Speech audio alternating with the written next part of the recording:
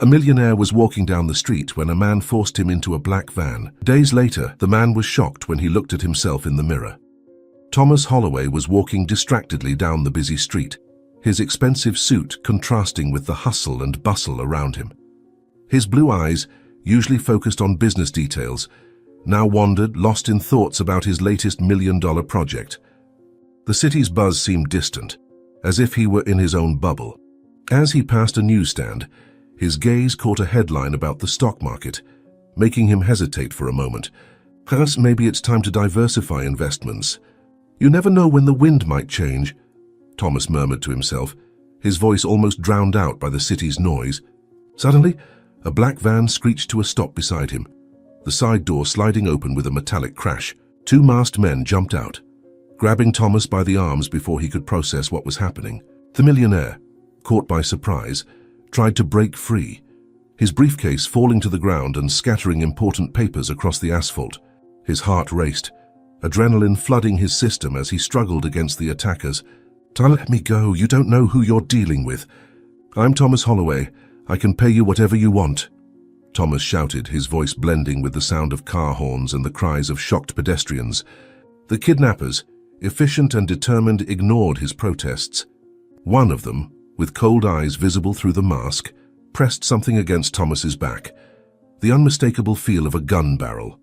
The other thug, more muscular, practically lifted Thomas off the ground, dragging him into the van. In a final act of desperation, Thomas clung to the side of the door, his fingers leaving marks on the shiny black paint. Someone call the police. These men are kidnapping me. Help! Thomas yelled, frantically looking at the astonished faces of the passers-by. Inside the van, the smell of new leather mixed with the metallic scent of fear invaded his nostrils. Thomas struggled, trying to free himself from the hands that held him tightly. His mind raced, trying to understand the reason behind all this. Was it a regular kidnapping, revenge from a competitor, or something more sinister? The van sped up, plunging into the chaotic city traffic. Thomas was thrown against the metal floor, the impact reverberating through his body. You don't know what you're getting into. Whoever is behind this, I can offer double, triple, whatever you want, Thomas said, trying to keep his voice steady despite the fear consuming him. The van continued its escape, zigzagging between cars with frightening skill. Thomas, still struggling against his captors, caught a glimpse through the front window as the familiar streets of the city blurred before they shut the window to prevent him from seeing where they were going. The reality of his situation began to sink in. He was being taken far away from everything he knew, from everything he had built. And for the first time in many years, Thomas Holloway, the powerful millionaire, felt completely powerless. He could only sit there terrified, nervously counting the seconds, hoping he would get out of this situation alive. A while later, the van came to a sudden stop, throwing Thomas against the front seat. Before he could recover, a blindfold was placed over his eyes and his hands were tied. The millionaire felt himself being dragged out of the vehicle, his feet stumbling over uneven ground. The fresh air hit his face, but the relief was short-lived. He was pushed into a building, the echo of his footsteps indicating a large, empty space. After what seemed like an eternity, Thomas was thrown into a cold metallic chair. You have no idea the mistake you're making. When I get out of here, I'll make sure every one of you spends the rest of your lives behind bars, Thomas growled, trying to keep his composure. The sound of footsteps fading away was the only response he received. Thomas struggled against his restraints, the metal cutting into his wrists. The silence was oppressive, broken only by his ragged breathing and the occasional hum of electronic equipment. The hours dragged on, marked only by his growing thirst and discomfort. Eventually, exhausted, Thomas fell into a restless sleep. He woke with a start, disoriented by the total darkness. The blindfold had been removed, but the lack of light was equally disorienting. Thomas blinked repeatedly, trying to adjust his vision. Gradually, shapes began to materialize in the dim light. Silhouettes of medical equipment surrounded him, their standby lights blinking like vigilant eyes in the darkness. "What do you want from me? Who are you all?" "Why are you doing this?" he asked. A sudden noise to his right made Thomas turn his head sharply. Soft footsteps were approaching, and he could feel a presence moving around him. His heart raced, adrenaline coursing through his veins. He tried to free himself again, the metal cuffs biting into his flesh, but it was useless. The footsteps stopped right behind him, and Thomas held his breath, anticipating the worst. "Who are you? Show your face, you coward," Thomas demanded, trying to keep his voice steady. A bright, sudden light momentarily blinded Thomas. Blinking to clear the spots from his vision, he finally saw his captor. A tall man dressed in a white lab coat stood before him. His face was hidden behind a surgical mask, but his eyes were cold and calculating. The man approached, holding a syringe. "Don't worry, Mr. Holloway. Soon everything will become clear," the man said, his voice surprisingly gentle. Thomas struggled violently, the chair creaking under his frantic movements, saying, "No, stay away from me. What are you going to do?" The mysterious man ignored his protests, moving closer with the syringe. With a quick and precise motion, he injected the contents into Thomas's arm.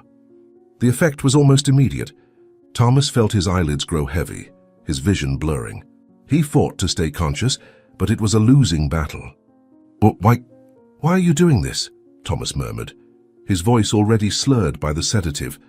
The last images Thomas registered before succumbing to the darkness were of the man walking away and picking up something from a nearby tray. A surgical mask. Thomas tried to scream, but no sound came out.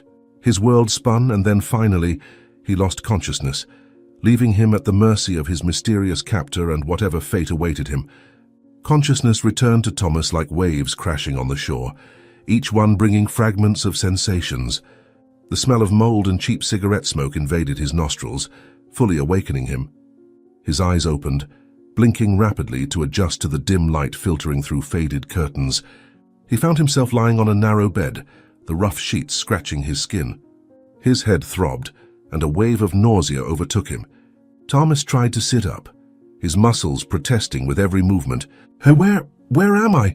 What happened to me?" Thomas murmured, his voice hoarse and unrecognizable to his own ears. He looked around, taking in the details of the rundown room. Peeling wallpaper, an old television on a shaky stand, and a single window covered by curtains that had seen better days. This was certainly not the kind of place where Thomas Holloway, the millionaire, would normally stay. His eyes caught a reflection in the mirror hanging on the opposite wall. Something was wrong, very wrong. Thomas stood up shakily, his legs trembling under his weight. He leaned against the wall, dragging himself toward the door of the room, but something caught his attention. A mirror. As Thomas approached the door and saw his reflection, the shock hit him like a punch to the stomach. The face staring back at him was not his own. Where once there had been an oval face with aristocratic features, Thomas now faced completely different traits. The nose, once straight and narrow, was now broader and slightly upturned. His thin lips had been replaced by a fuller, more angular mouth. The highly pronounced cheekbones were now fuller, giving him a more youthful appearance. The jawline, previously square and defined, was now more rounded. Dark, thick hair replaced his thinning grey strands, and a shadow of stubble darkened the chin that was once always clean-shaven. Thomas touched his face in disbelief, watching the reflection mimic his movements. His blue eyes, the only feature that remained unchanged, stared back at him with a mix of shock and dread. Panic began to rise in his throat. "No, no, no! What have they done to me? This can't be real," Thomas screamed, his new face contorted in an expression of horror. He staggered back, tripping over the bed and falling into a sitting position.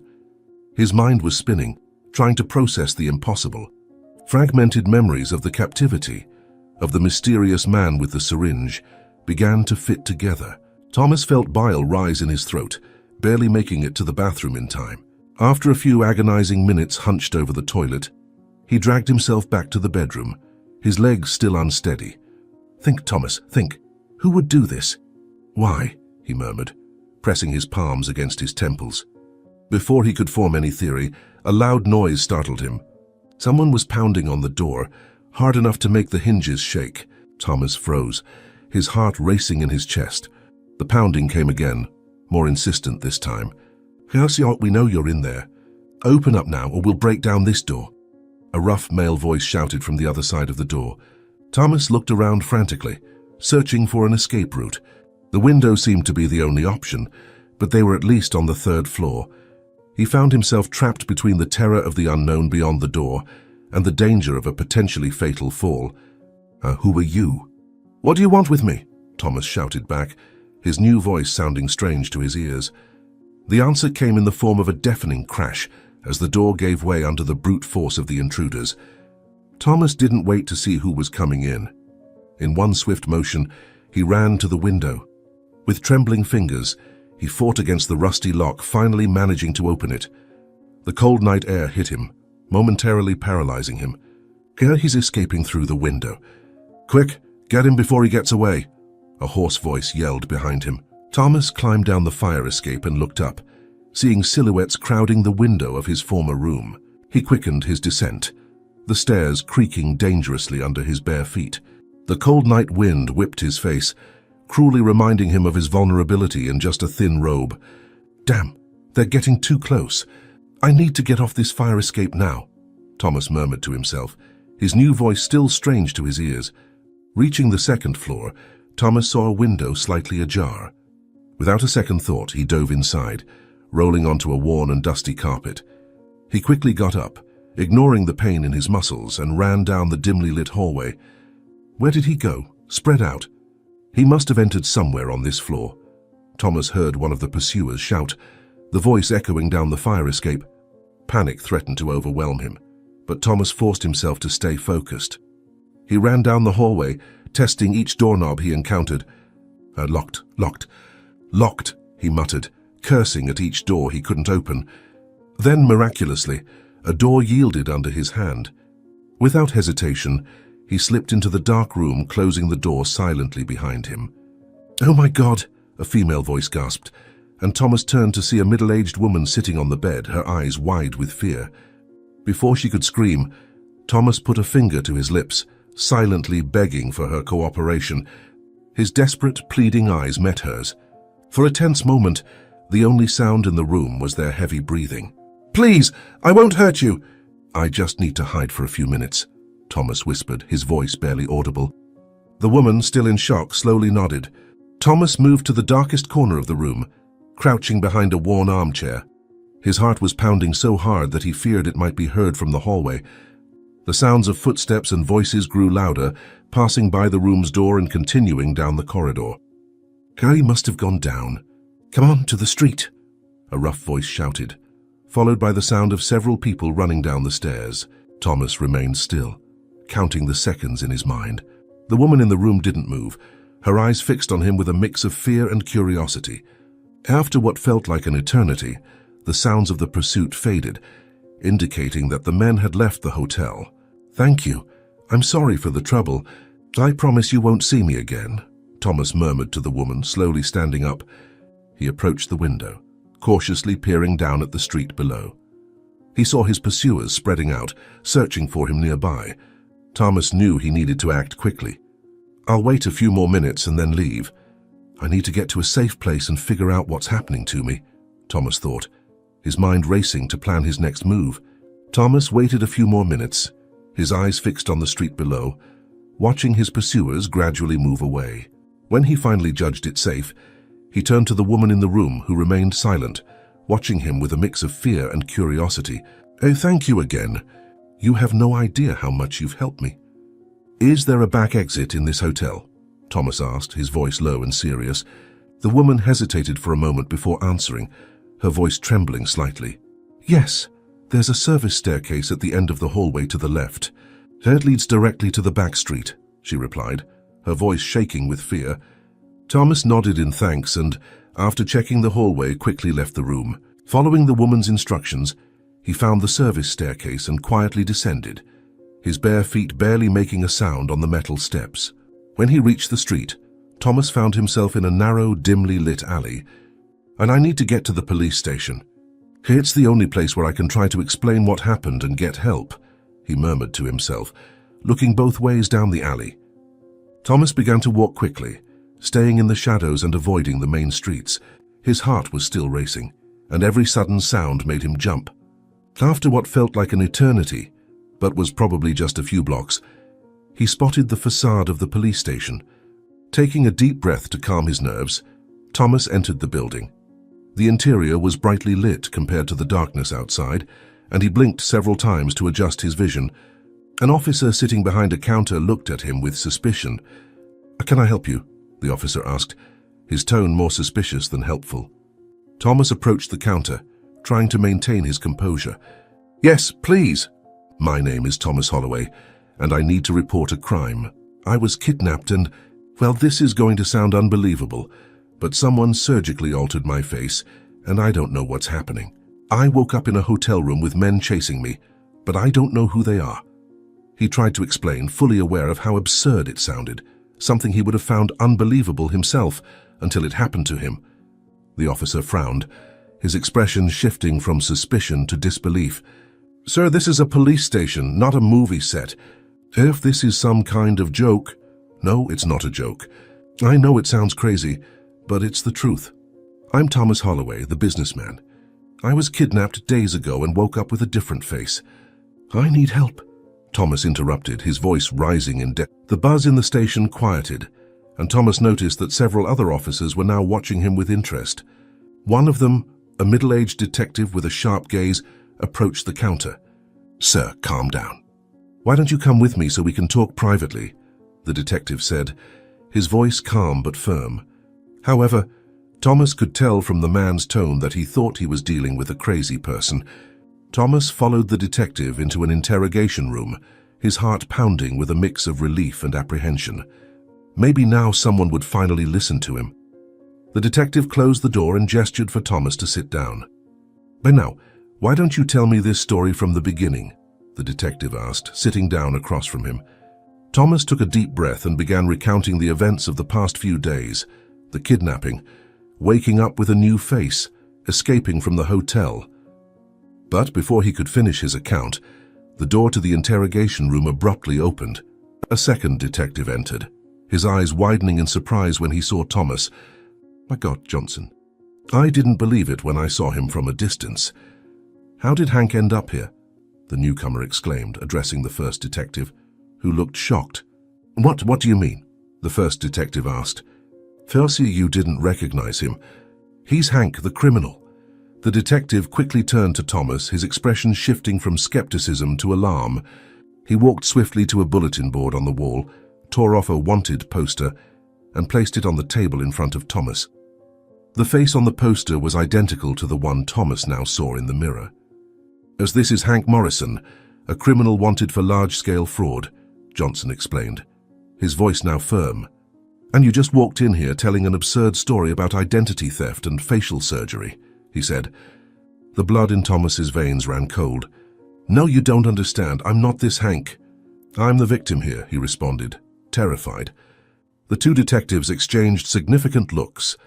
Johnson made a subtle move toward the door, likely to call for backup. In a moment of pure panic and survival instinct, Thomas abruptly stood up, knocking over the chair. "I'm sorry, but I can't be arrested for a crime I didn't commit," he said, his voice trembling. With a quick motion, Thomas shoved the two detectives, catching them by surprise, and ran out of the interrogation room. Chaos erupted in the station as he dodged officers and knocked over objects in his path to the exit. "Stop! Police!" voices shouted behind him, but Thomas didn't dare look back. He burst through the front door of the station, the cold night air hitting his face like a slap. The sound of gunshots began to ring out behind him, and Thomas did his best to protect himself as he ran blindly down the street. Then he found an alley, his heart threatening to explode in his chest. Thomas sprinted through the dark alley, his heart pounding so hard it felt like it would leap out of his chest. The sound of distant sirens made him quicken his pace even more, his bare feet painfully striking the cold, rough asphalt. He turned one corner, then another, not really knowing where he was going, only knowing that he needed to get as far away from the station as possible. "Think, Thomas, think. Where can I go? Who will believe me?" he muttered to himself, breathless. Then, like a beacon in the darkness, a thought surfaced in his confused mind. Nancy, his wife. Of course, she knew him better than anyone. If there was anyone who could see through this strange face and recognize the real Thomas, it would be her. With a goal in mind, Thomas began to orient himself, gradually recognizing the streets of the city he knew so well. The Holloway mansion was a few miles away, in the exclusive suburbs of the city. Thomas knew he couldn't risk taking a taxi or any public transportation. His face, or rather Hank's face, would be all over the news by now. He would have to go on foot, hiding in the shadows and avoiding the security cameras that dotted the city. The journey was long and tense.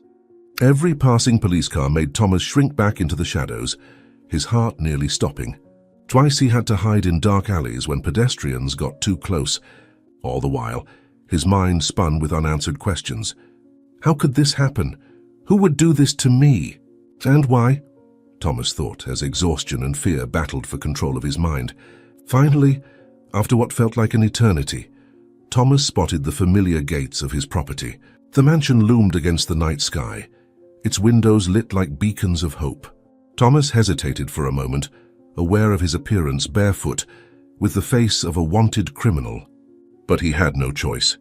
He needed help, and Nancy was his last hope. With his heart in his throat, Thomas approached the intercom by the gate. His hands trembled as he pressed the button, and he had to force himself to keep his voice steady as he spoke. Nancy, it's me, Thomas. Please, I need to talk to you. It's urgent." There was a moment of silence, and then Nancy's voice came through the intercom, a mix of confusion and concern. "Thomas, I can't believe it. Thank God. I've been worried. You haven't shown up for days. We called the police, but nothing happened." Thomas felt a flicker of hope. She recognized his voice. "Yes, Nancy, it's me. I know this is going to sound crazy, but something terrible has happened.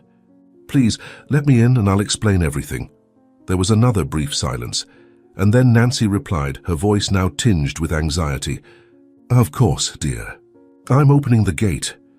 There was another long silence, and then the gate began to slowly open. Thomas felt a wave of relief wash over him, but it was quickly replaced by a new wave of tension as he saw two security guards approaching, their hands resting threateningly on their weapons. Thomas raised his hands in a gesture of surrender, walking slowly towards the house. He could see Nancy standing at the front door, her face a mask of fear and confusion. As he got closer, he began to speak quickly, desperate to make her understand. "Nancy, I know I don't look like myself, but I swear I'm Thomas. I was kidnapped. They did something to my face. I woke up looking like this. Please, you have to believe me." Nancy took a step back, her eyes wide with fear. "Stay where you are. I don't know who you are, but you're not my husband. How dare you do this? Knowing we're worried, playing with me like this. You even try to imitate my husband's voice. Get out of my house now," she screamed, her voice trembling. Before Thomas could respond, one of the security guards stepped forward, his gun now aimed directly at Thomas's chest. The man looked at him, and his eyes widened in recognition. "My God, it's Hank Morrison, the wanted criminal." "Don't move or I'll shoot," the guard muttered, his voice a mix of fear and determination. Thomas froze, his world crumbling around him. He looked at Nancy, silently begging for help, but saw only fear and disgust in her eyes. The barrel of the guard's gun gleamed under the porch light, a silent promise that the situation could get much worse in a matter of seconds. "Nancy, please, look into my eyes. You have to recognize me." "It's me, Thomas, your husband," Thomas whispered, his voice choked with emotion. Nancy hesitated, her eyes darting between Thomas and the armed guard. The tension in the air was palpable, and Thomas knew he had only seconds to act. His wife wasn't going to believe him. The story was too absurd to seem real. So, seizing the moment of indecision, he abruptly turned and ran towards the back of the property. The sound of a gunshot sliced through the air, followed by Nancy's scream. "Don't shoot!" "Let's call the police to find out what's going on," she shouted, her voice a mixture of fear and confusion. Thomas didn't dare look back, focusing only on getting away. He vaulted over the back fence with an agility he didn't know he possessed, ignoring the pain as thorns tore at his skin.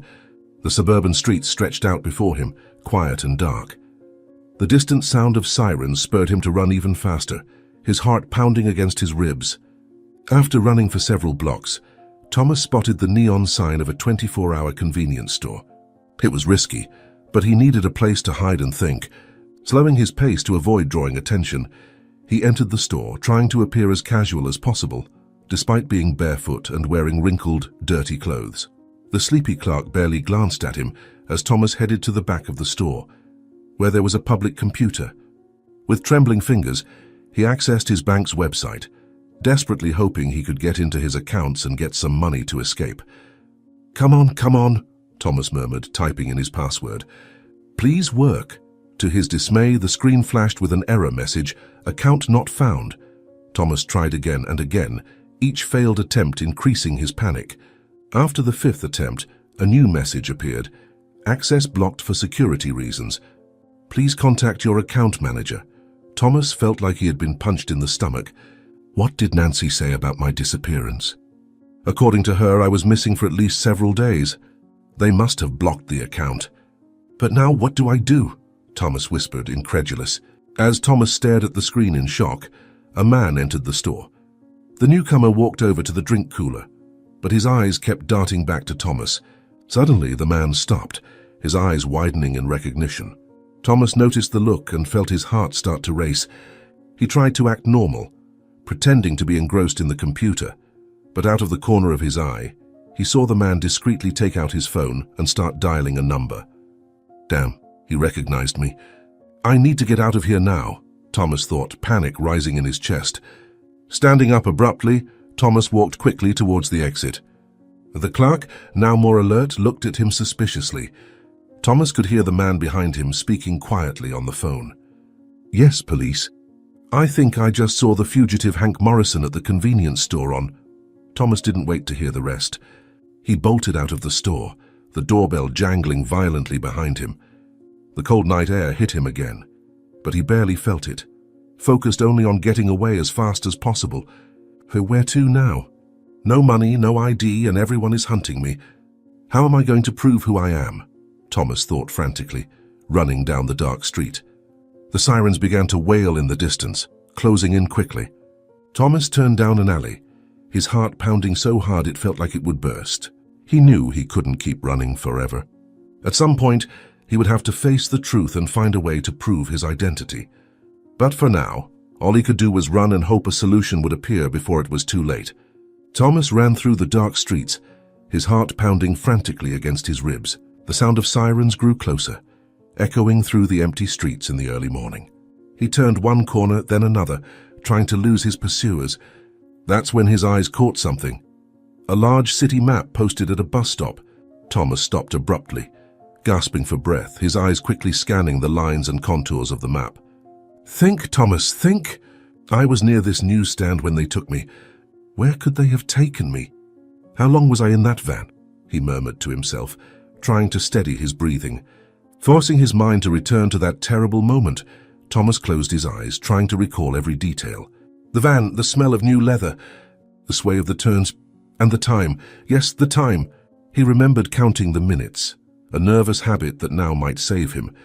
It was about 30 minutes of driving before they reached the place where they kept me, Thomas whispered, his eyes snapping open.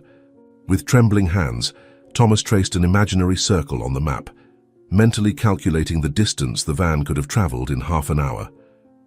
His eyes locked onto a specific area, an abandoned industrial zone on the outskirts of the city.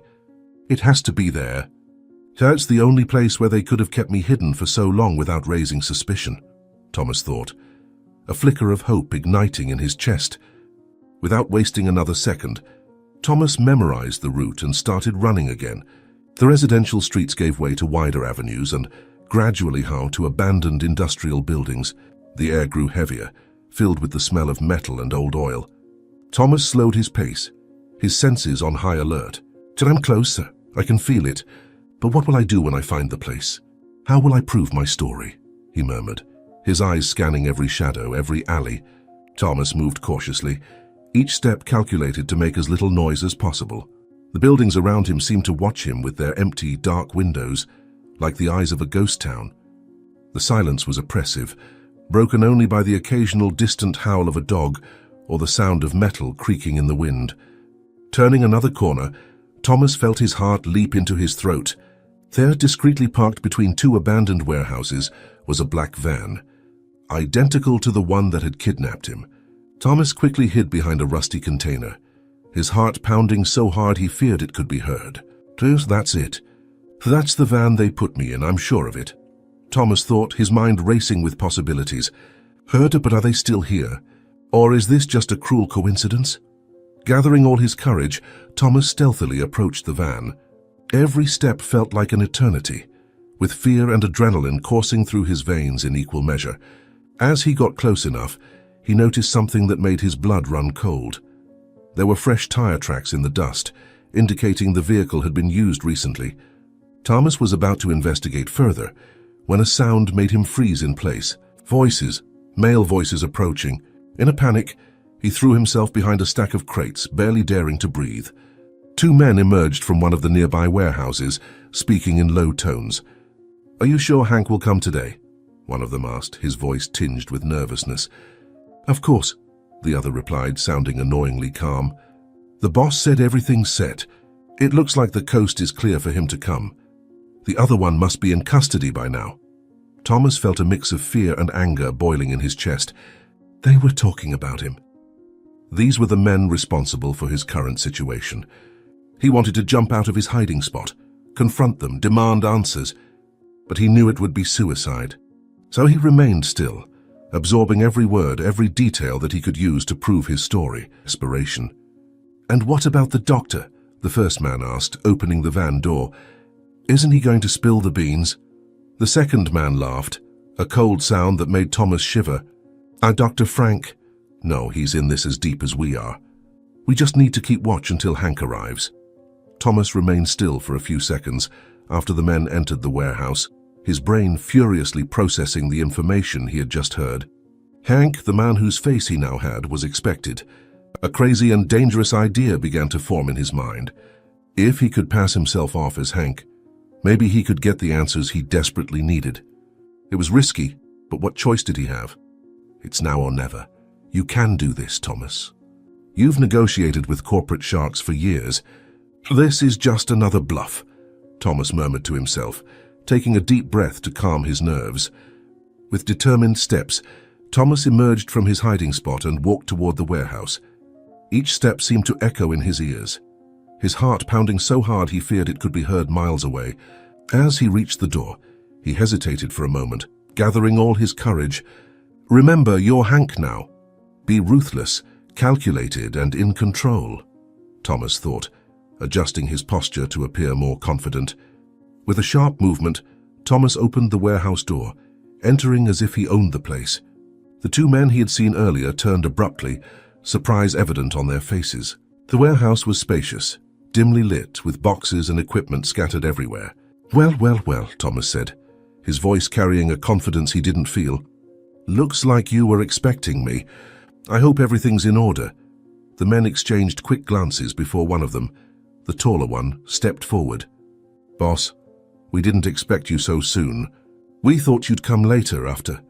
"Well, you know," Thomas waved dismissively, trying to imitate what he imagined would be the demeanor of a ruthless criminal. "Change of plans. I figured it was better to come personally and make sure you haven't messed everything up," he said. The other man, visibly nervous, stepped closer. "Everything's under control, boss. That other guy should be behind bars by now. No one's going to believe him now." Thomas felt a surge of anger at hearing this, but maintained his composure. He walked around the warehouse, pretending to inspect the boxes and equipment, while his mind worked frantically to understand the situation and keep up the act. "And Dr. Frank, is he cooperating?" Thomas asked casually, remembering the mention of the doctor in the earlier conversation. The taller man laughed. "Don't worry about him, boss. He's as deep in this as we are. He won't say a word. We've already shown him pictures of his family and let him know we know everything about them. The man will keep his mouth shut." Thomas nodded slowly, absorbing every detail. He was about to ask more questions when one of the men's phones rang, breaking the tension in the air. The man answered quickly, his face growing serious as he listened. "Theos," he said, hanging up and turning to Thomas. "That was about the delivery. Everything's set to go down tonight. What should we do?" Suddenly, all eyes were on Thomas, waiting for his orders. He felt the weight of their expectations, knowing that his next move could make or break his cover. Thomas swallowed hard, his mind racing to find the right response. "The delivery," Thomas said slowly, buying time to think. "Of course, let's go over the details. I want to make sure nothing goes wrong this time." The men exchanged quick glances before the taller one, whom Thomas mentally nicknamed Big Guy, grabbed a folder from a nearby table. He opened it, revealing maps and documents that Thomas couldn't fully decipher from a distance. While they were distracted, Thomas discreetly pocketed a cell phone that was lying on the table. The man began explaining the details of the operation, and Thomas felt his stomach churn. He was about to get deeply involved in criminal activities, but he had no choice but to keep up the bluff. Thomas looked at the two men, trying to appear confident despite the fear consuming him inside. "So, tell me about this delivery. Where and when is it going to happen?" The taller man, a Big Guy, answered promptly. "At Pier 17, boss." "At midnight. 3 trucks will arrive with the goods." Thomas nodded slowly, as if considering the information. "And how many men do we have on the job?" "6, boss, all armed and ready," said the other man, who was shorter and more nervous. Thomas frowned, guilty, pretending to be dissatisfied. "That's not enough. Double the number. I want 12 men there." Big Guy and Nervous exchanged surprised looks. "But boss, we thought you wanted to keep the operation small," Big Guy began. "I've changed my mind." "Is that a problem?" Thomas responded sharply. The two men quickly shook their heads. "No, boss." "Of course not." Thomas was about to ask more questions when the sound of an approaching car made everyone freeze. Nervous quickly ran to the window and peeked through the dusty curtains. "Boss, you need to see this. There's a man who looks exactly like you coming in. It must be the Millionaire, Thomas. I think he's found our location and is about to come in." "What should we do?" he whispered, his voice trembling, his hand reaching for the gun at his waist. Thomas's heart raced. He looked out the window and saw Hank, the real criminal, who now had the same face as him. He knew he had to act fast. "Stay calm. I'll handle this," Thomas ordered, his mind racing. When the warehouse door opened, revealing Hank, everyone fell silent, staring at the two identical men. Hank looked around, confused, until his eyes landed on Thomas. A cold smile spread across Hank's face. Recognition and surprise mixed in his expression. "Well, well, well," Hank said, his voice dripping with malice. Looks like our little experiment worked better than expected." "You look great with my face, Thomas." Thomas felt a chill run down his spine, but he kept his composure. "I don't know what you're talking about. I'm Hank, and you're clearly an imposter." Hank laughed, a sound that made the hair on the back of Thomas's neck stand on end. "Oh, still trying to fool my men with a disguise? Impressive, but the game's up, Thomas," Hank said. Big Guy and Nervous looked at each other, completely lost. "Boss, what's going on here?" Big Guy asked hesitantly. Hank turned to the henchman, his smile never wavering. Let me explain, boys. This man here," he pointed at Thomas, "is Thomas Holloway. Remember the millionaire we turned into a scapegoat? Well, it seems he managed to escape and decided to come play at being me." Thomas felt panic rising in his chest, but he forced himself to stay calm. "Don't believe him, he's trying to confuse you. I'm the real Hank." The tension in the air was palpable. Big Guy and Nervous looked completely confused, their eyes darting back and forth between Thomas and Hank. "This is ridiculous. Come on, Thomas, the game's over. Do you really think you can fool me?" "I planned all of this, remember?" Hank said, stepping forward. Thomas knew he was losing control of the situation. He had to do something, anything, to convince the henchman that he was the real Hank. "Hey guys, are you really going to believe this imposter? I've been your boss for years. You know me," Thomas said, turning to Big Guy and Nervous. At that moment, Nervous, with trembling hands, pulled a gun from his holster. "Fair enough. Who's who? Who's the real boss?" he shouted, his voice echoing through the warehouse. The gun shook in his hands as he pointed it alternately at Thomas and Hank. Time seemed to freeze. Thomas could hear his own heartbeat pounding in his ears. He looked at the barrel of the gun, then at Hank, who seemed strangely calm in the situation. Come on, guys. Do you really think I wouldn't have a plan for a situation like this? Lower your weapons and let's talk like civilized people," Hank said, his voice smooth and controlled. Thomas realized that his life depended on the next words that came out of his mouth. He needed to think fast, using every ounce of his wits to get out of this situation alive.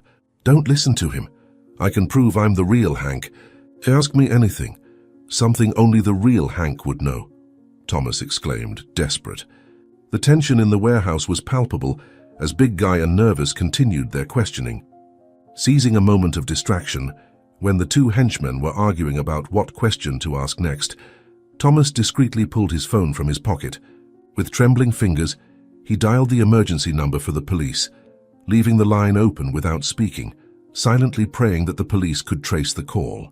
"There's so, tell me, what's the code for the safe at the beach house, Hank?" Nervous shouted, turning his attention back to Thomas. Thomas felt his heart sink. He had no idea. "The code? Well, it's... Hank laughed, a cold, cruel sound. Come on, boss. Don't tell me you've forgotten something so basic." The next few minutes were a nightmare for Thomas. Question after question, he found himself unable to provide the correct answers. Each mistake dug his grave deeper, with the looks from Big Guy and Nervous growing harder and more suspicious. Finally, after a particularly serious mistake, Nervous exploded. "Enough of this nonsense. You're not Hank. You never were." He pointed the gun directly at Thomas's chest, the cold metal gleaming under the dim light of the warehouse. Thomas's heart was racing.